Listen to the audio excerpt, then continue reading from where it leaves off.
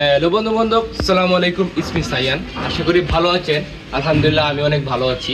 তো আজকের ব্লগের টপিক হচ্ছে আমরা যাব কিশোরগঞ্জের মধ্যে সবথেকে পুরাতন এবং ঐতিহাসিক মাঠে, সুলাইখিয়া ঈদগাহ মাঠে কি আছে অবশ্যই আপনাদের দেখানোর চেষ্টা করব। তো আমাদের সাথেই থাকেন এবং আমাদের ভিডিওগুলো যদি ভালো লাগে অবশ্যই লাইক কমেন্ট শেয়ার এবং সাবস্ক্রাইব করতে ভুলবেন না। তো চলেন দেখতে থাকেন।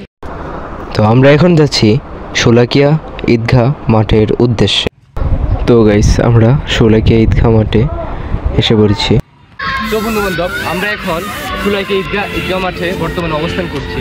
তো এটা হচ্ছে বাংলাদেশের মধ্যে সবথেকে বড় মাঠ এবং এখানে প্রতি বছর ঈদুল আজহা এবং ঈদুল ফিতর ঈদের জামাত অনেক মানুষ হয় এবং আপনারা তো অবশ্যই এই মাঠের কথা বিভিন্ন টিভিতে এবং বিভিন্ন পত্রিকা খবর শুনে থাকবেন। তো আমরা বর্তমানে এই ঐতিহাসিক মাঠে অবস্থান করছি। তো এই মাঠটা কেমন বা এই মাঠে কী কী আছে তো আপনাদের দেখানোর চেষ্টা করব। তো আপনারা আমাদের সাথেই থাকেন এবং শেষ পর্যন্ত ভিডিওটা দেখতে থাকেন।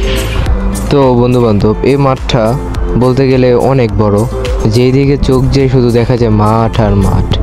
আর এইখানে সাধারণত বিকালবেলা ছোট শিশুরা থেকে ধরে প্রাপ্তবয়স্ক মানুষেরা এইখানে সাধারণত খেলাধুলা করে।